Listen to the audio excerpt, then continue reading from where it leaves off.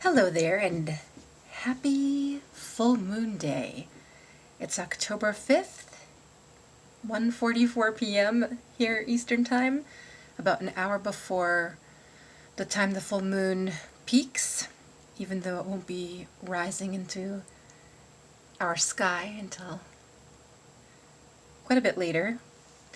So I've already drawn 3 cards just to save some time. We are working with the Good Tarot. And this is by Colette Baron Reed. The artwork is by Jenna Della Grottaglia. So let's find out what this full moon, this harvest moon, holds in store for us. We are once again reading from left to right. So, well, for heaven's sake.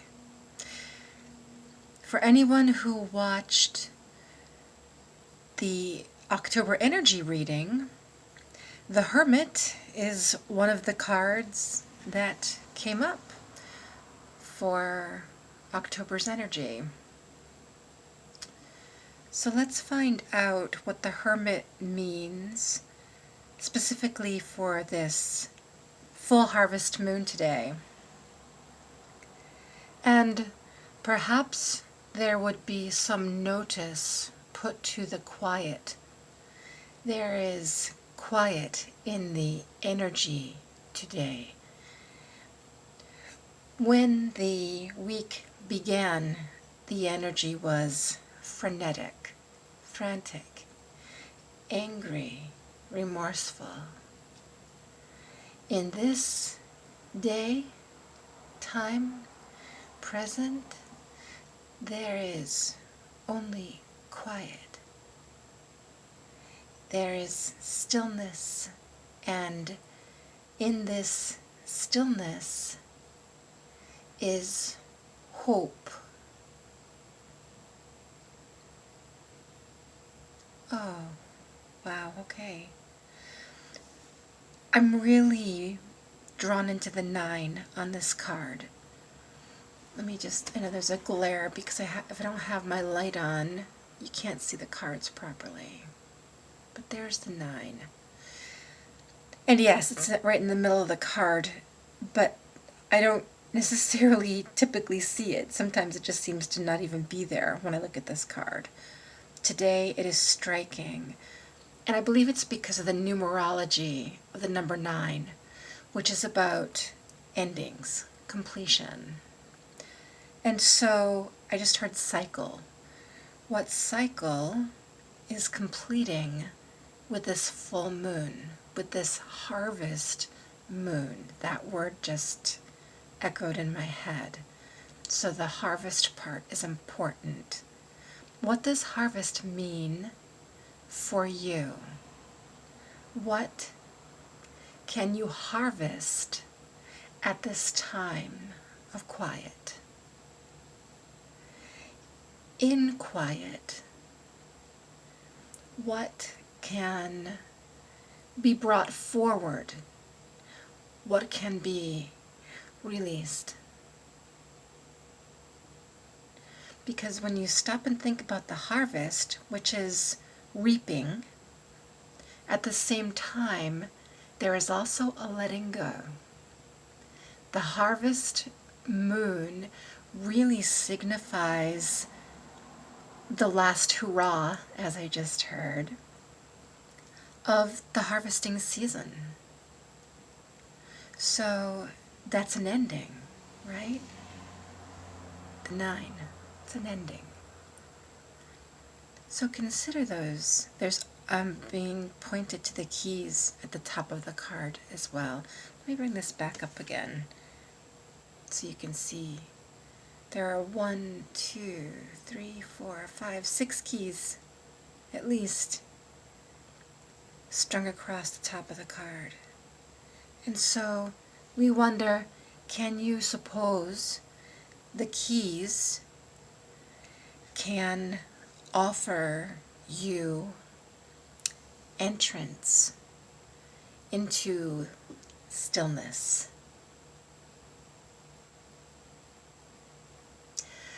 So that may seem a bit oblique, and yet there's a purpose for that. You need to identify what those keys are. What keys must you use? There doesn't need to be 6 of them, even though 6 were pointed out to us. What keys do you need to access that stillness? Okay? All right, let's go to the second card. Queen of Air. My queen. I say my queen because the suit of air in the Good Tarot is the suit of swords in traditional tarot, and because I'm a Libra, and Libra is an air sign, I always think of myself as the Queen of Air. And so anyway, let me bring this closer too. I apologize. I mean to do that so you can really see the artwork up close because it's absolutely gorgeous. And also notice what stands out for you from the symbology here. Okay, let me put that back and find out what we need to know about the Queen of Air. Perhaps you could understand the moon, Luna, is as Queen of Air. And when you are in understanding what this can mean, then perhaps when will you choose to engage with Luna in a way that can interpret your intuition through your thoughts.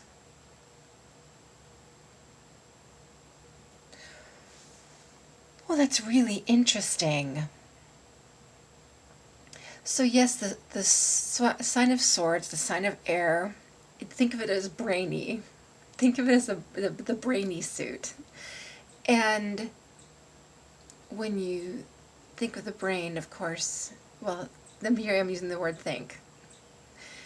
And the brain creates thoughts.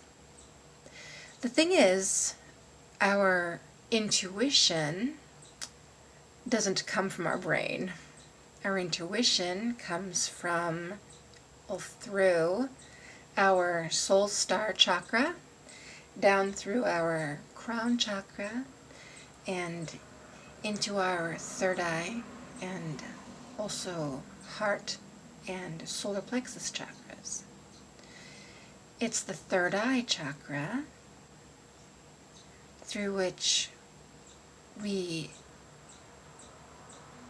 see what comes through intuitively, and I'm really appreciating the notion that our brain actually does have a function to help us interpret intuition. And actually, that's really, I've never thought of this before, but this is really working for me. I often see visions and words, and I feel words and I hear words.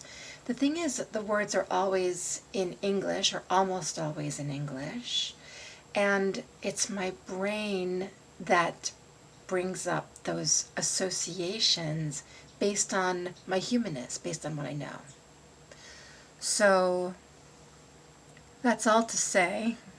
What is that all to say? That as we're pondering the moon, which is extremely powerful in terms of intuition, consider how our brains can help us to interpret those intuitive elements. wow, that's very, I feel like there's a lot more than that. And my head is going like in a circle, like yes and no, yes and no. Um, Perhaps there is, and yet it feels like it isn't really important. Like that's enough said. And again, I have a sense too. It's really important for each of us to take what resonates from that, from any of this, but from this one, which I find a little bit challenging, and to interpret it in the way that most resonates with where we are, with what we're doing. Okay? Oh boy, jeez. Okay, and there we are with love.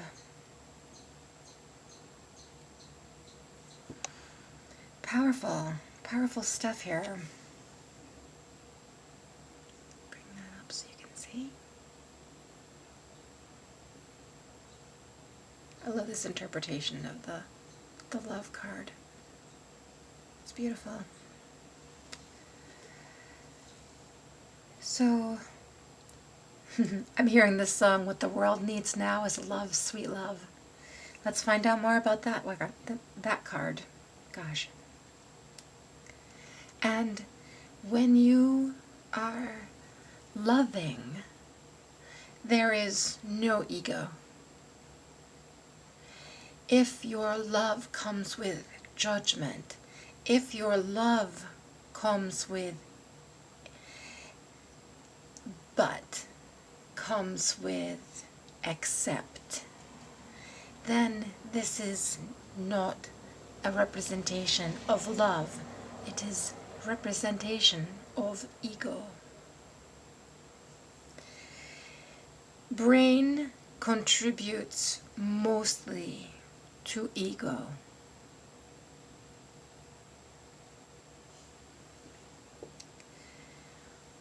Quiet opens way for love. In this, we would have you understand love prevails when quiet is sought, honored. Brain is only used for a tool.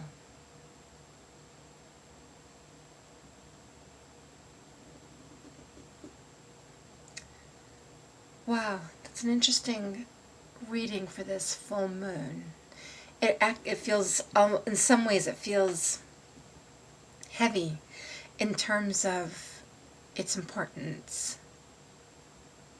If this feels like a lesson, it feels like a master class in many ways.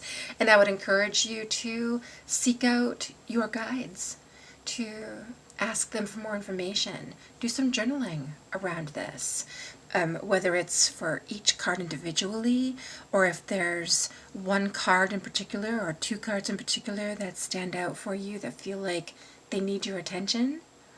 Do some journaling. Do some channeled writing. And notice what comes up for you. Notice what your guides have to say to you. Notice what your guides need for you to do under the light of this full moon that will help you to harvest what needs harvesting and release what needs releasing. Just a friendly reminder that it's the full moon that is ideal for cleansing and charging crystals, pendulums, decks of cards that you use for divination, anything of that nature. Even they're showing me jewelry. If you have jewelry that has crystals in it or stones, gemstones of some sort, put them on a windowsill. Let them get some lunar light tonight and take advantage of that energy. And I'd love for you to share what comes up for you. Please feel free to use the comments for that.